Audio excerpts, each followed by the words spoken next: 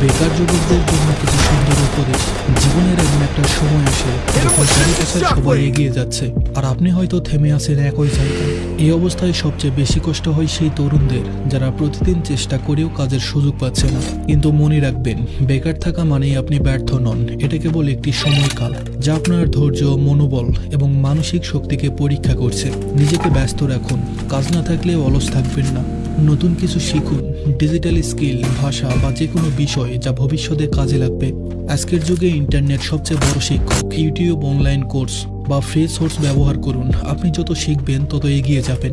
অন্যের সঙ্গে নিজেকে তুলনা করা বন্ধ করুন। সবাই নিজ নিজ সময় সফল হয়, কেউ আগে কেউ পরে। আপনি যদি প্রতিদিন সামান্য উন্নতি করেন তাহলে একদিন বড় পরিবর্তন আসবে।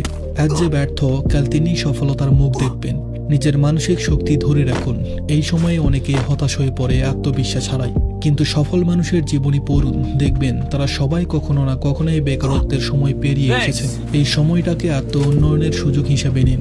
নিজের স্বপ্নের প্রতি বিশ্বস্ত থাকুন। সমাজ যাই বলুক, নিজের লক্ষ্য থেকে সরে যাবেন না।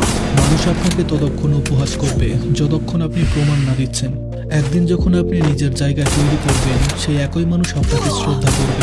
সবশেষে মনে রাখবেন, সময় কখনো এক জায়গায় থাকে না, আপনার সময়ও আসবে। শুধু চেষ্টা, ধৈর্য আর বিশ্বাস রাখতে হবে নিজের উপর। ধন্যবাদ সবাইকে।